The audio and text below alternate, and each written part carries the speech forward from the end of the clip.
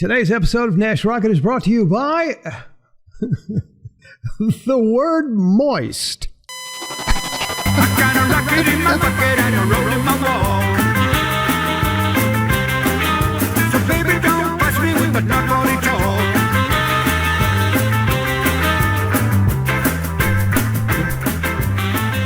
Hey, and welcome to Nash Rocket, the podcast, and the YouTube channel. Actually, it's the world according to Rocket, the way the world should be, ought to be, and will be if one day only I can become king. Don't scoff. I mean, come on, Trump got elected, right? I mean, come on. Opened up a whole new world of possibilities. Okay, now... here's the deal. If you have been watching this broadcast, I do this little word game with people, my clients or people on the street or whatever, and I ask them a bunch of questions. I call it the blue-haired philosophy game, and they give me their answers. And one of my set of questions, is favorite word, least favorite word, right? So, I tell you, I've been doing this about 6 months. And, all the dudes give me different answers. But the most consistent answer that females give me for least favorite word. Moist. Moist. Moist. Moist. What the hell? See what I mean? That's just bizarre to me. It's bizarre. It's bizarre to me. Now, when I think of moist, I like moist.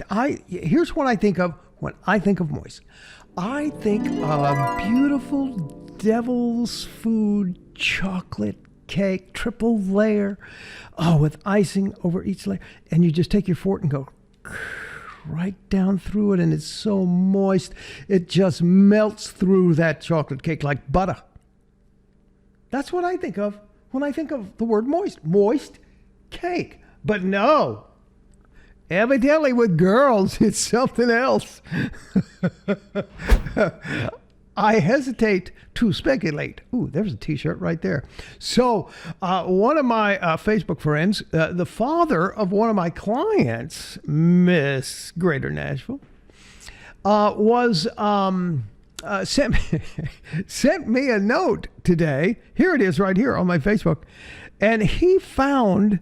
It says, somehow an ad for this showed up on my Facebook page. and it's a moist t-shirt. And it's not mine. I didn't do this. So evidently, there is something going on about the word moist. And it is my mission in life to figure out what the hell that is. I think it's female in nature.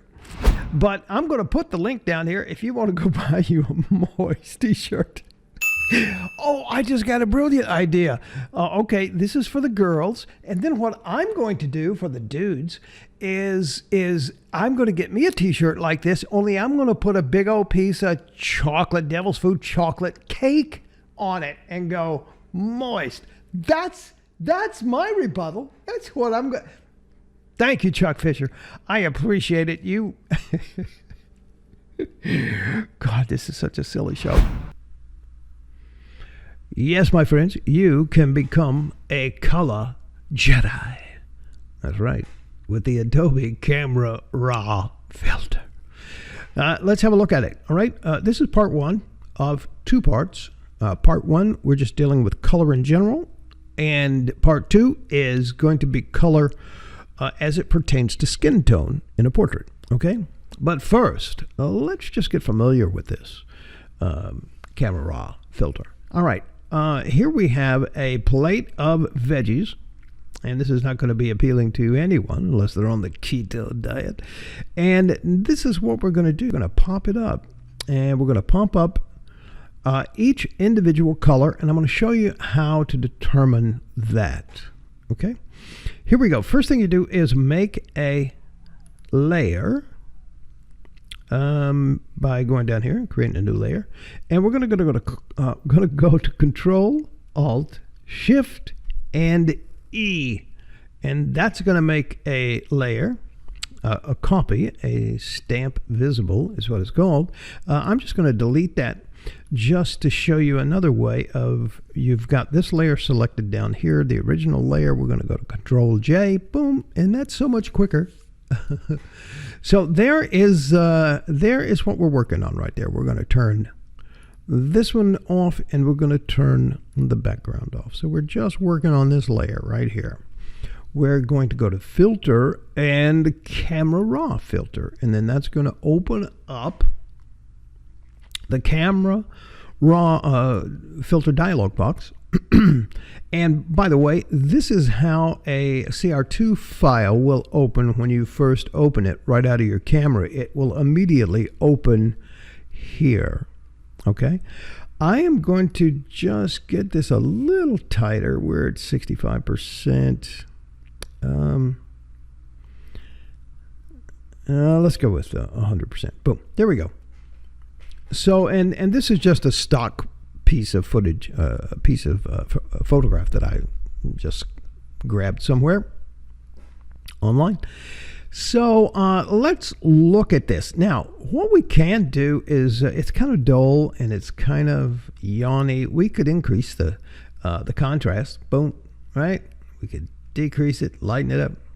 That's not a really good solution to get the result we want, which is every color. We want every color to have its own little personality and be very clear and concise and specific with what that color represents and how it speaks to you, my darling.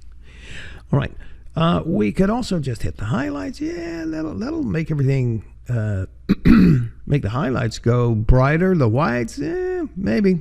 But let me show you what I'm talking about here. We're going to go up here to the HSL adjustment, and we're going to click that. And here is where all the little colors live. All right. First thing we're going to do is go to hue. And we want to see where the reds are. And here's how you use this, or here's how I use this. Okay, and this just comes from years of figuring out for myself, all right, what works best for me. And it all gets down to taste. See what I did there with the food and the taste of the, anyway. So I'm going to pull the slider all the way to the left, and we're going to see what happens. The orange carrots turned red, right? And we're going to take this slider and go all the way to the right, and the red kind of got yellowish and less red, right? So what we're doing right now is going through all these sliders in the hue setting, and we're trying to just to see where all the color lives, right? So there's the orange all the way over in the minus side. There's the orange all the way over the plus side, right? See how orange and red kind of dance and interact, right? See that? Boom, boom. So obviously, as we look here, orange has a lot to do with red, right? There's a lot of orange and red, and there's a lot of orange on this plate. See how much more affecting what we see, the color values of what we see, than the red slider does.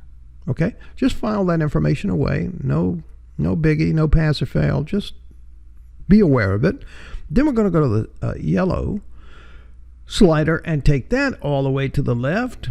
Nothing real dramatic. It has a lot more impact on the greens, as you will see. We got yellow transitions into green here, right? Okay, just so you know what you're playing with, field you're playing on. We're going to go to the greens here. Take that all the way to the left. They become a little more yellow, right? And then you go to the right, and then it really becomes artificially green, which I kind of like, actually. So, boom, we'll go back. The aquas, there's probably not going to be a lot of aqua here. See? No aqua or no blue. Right? So we're going to know that we're not going to be using that for any reason. And we're going to go to the blue slider. Not a whole lot of blue here, right? Sometimes there are some hidden blues simply because they may be using like a strobe or whatever, which is a cool light, right? It's daylight, and whenever there's daylight, there's always blue there, right?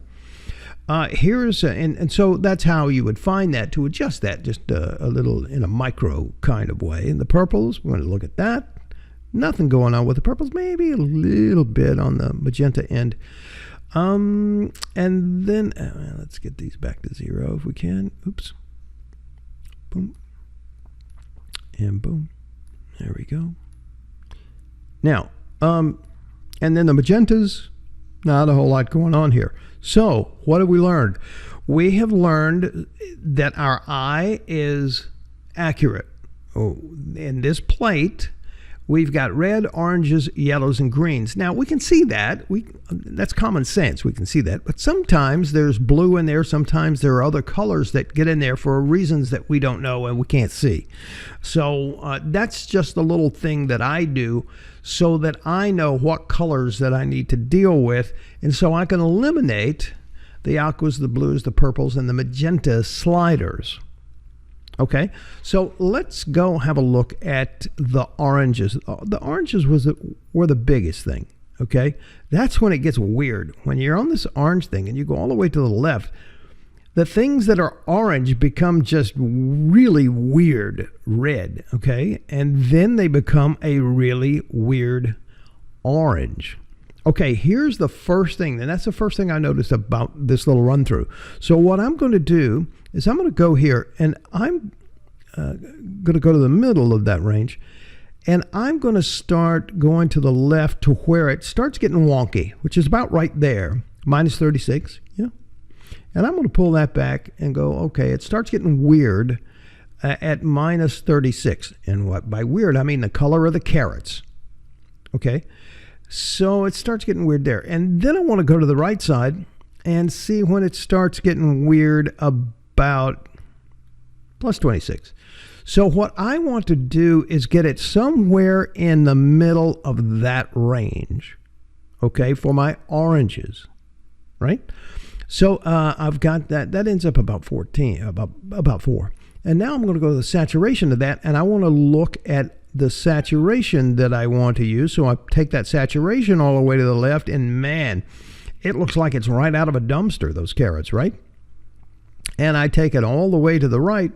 Oh, okay, well, that's kind of bringing it up kind of somewhere. I like a color. It looks appetizing, right? So I'm going to go with the saturation. That looks like a healthy carrot at about 36. All right? And I will tell you that I always work in multiples of 9. I can't tell you why, because I would have to kill you. But it's a trade secret for me. Maybe someday I'll share it. Okay, so I like the oranges at the hue level of plus 4, at the saturation level of plus 36, and now we're going to look at the luminance, which is how bright those levels are. So I'm going to go back to the oranges slider, and I'm going to go over to left. Woo, that's nasty. All right, and then I'm going to go over to the right, and then that becomes invisible almost. So what I'm going to do is kind of find a middle ground between those two things that looks pretty spiffy. And I'm going to like 9. Boom, right there. Okay, so there are my oranges. And I'm going to go to the hue for the reds. And I'm just going to go see what's going on with the reds. And I'm just going to leave those reds alone. Maybe bump them up just to 3 or 4. And I'm not gonna bother with the reds. I like what happened with the oranges with the settings that I have. Now we're gonna go to the yellows.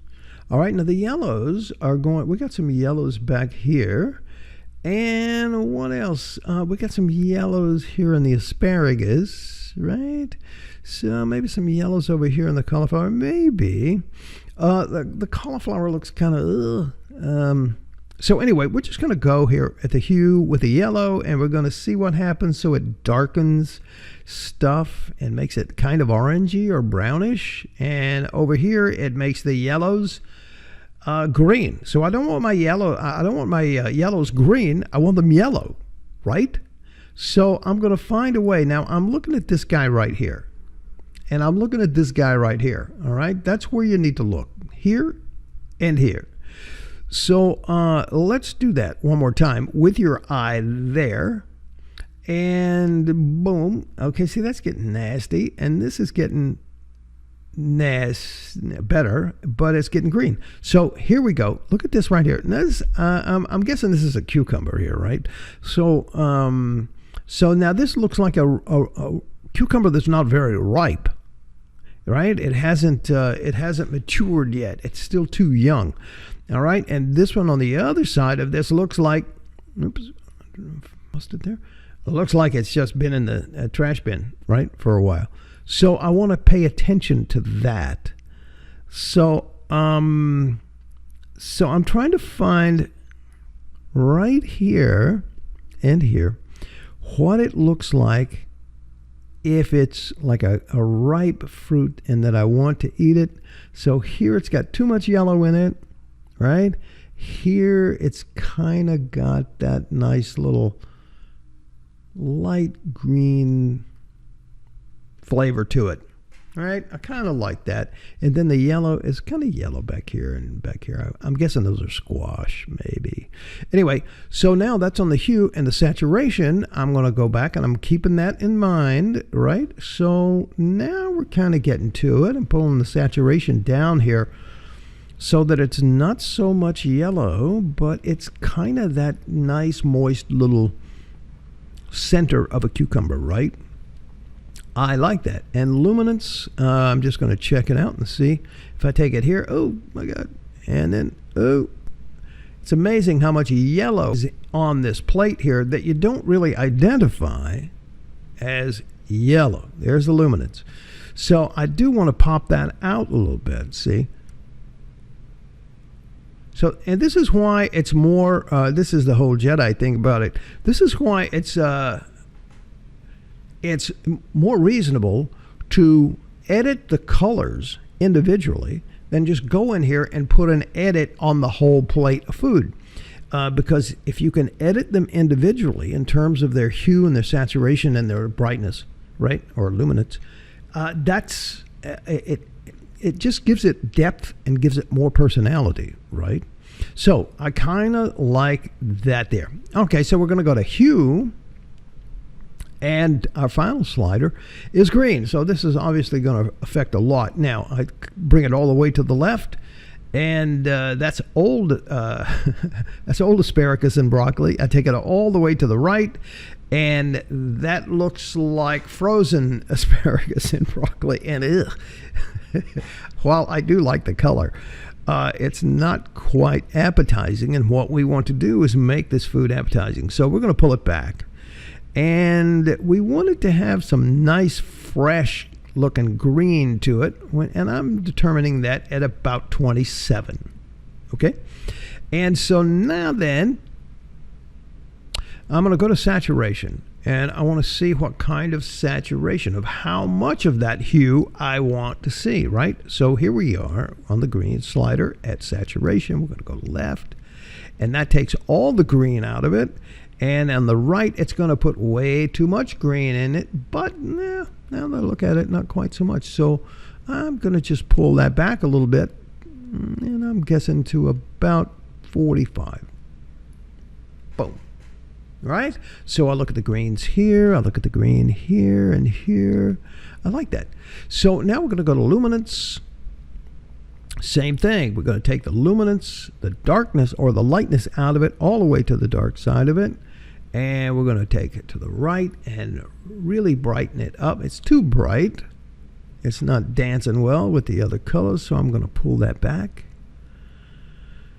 to something that feels comfortable and tasteful to me. It's just, it's just a matter of taste. It's just a matter of what fits your eye the best. Okay?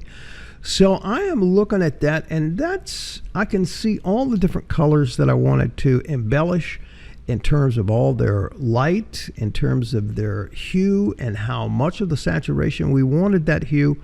And now we're just going to kind of compare it with what we started with. And here that is right here. Down here. Hello, I'm down here. You see this little Y thing. We're going to click that, and that's going to give us a before and after. Right? And on the left over here is before, and on the right you can compare that. This looks like food that's kind of day old. So you look at this cucumber, right? Look at the fresh cucumber, right? Look at this little thing of broccoli, right? Kind of a day old thing of broccoli, and this is kind of fresh and whatever.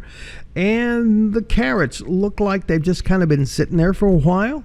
And the carrot right here looks like it's fresh and just been cut. Look at this little broccoli sprout here, that one compared to that one. And so I'm happy with what I did with this. Okay. Now then, we're going to hit OK. And that's going to see there. Boom. Look at that. Isn't that cool? So let us just go from here. Boom. There's before. Boom. There's after. Before. After. Boom. I tell you what I'm going to do here, and I'm just seeing this. I would like to put a little more definition into the cauliflower. Okay. Therefore, and there is after. And here is how I'm going to do that. I am going to put a, well, let's see, how am I going to do that? Let's go, let's Control J to make a copy. And what am I going to do? There's just not quite enough definition that I want to put in there. So I'll tell you, and I'm just doing this on the fly, right? As if I were editing a photograph. Let's get this. Let's get this at a bigger size here, so I can kind of look at it. Mm-hmm. So see, the white is kind of washed out a little bit. The lighter values are kind of washed out. I want to see that stalk a little bit. So I'm going to go back into Camera Raw. And I'm not going to deal so much with the color, but I'm going to deal with the shadows. I am going to go here.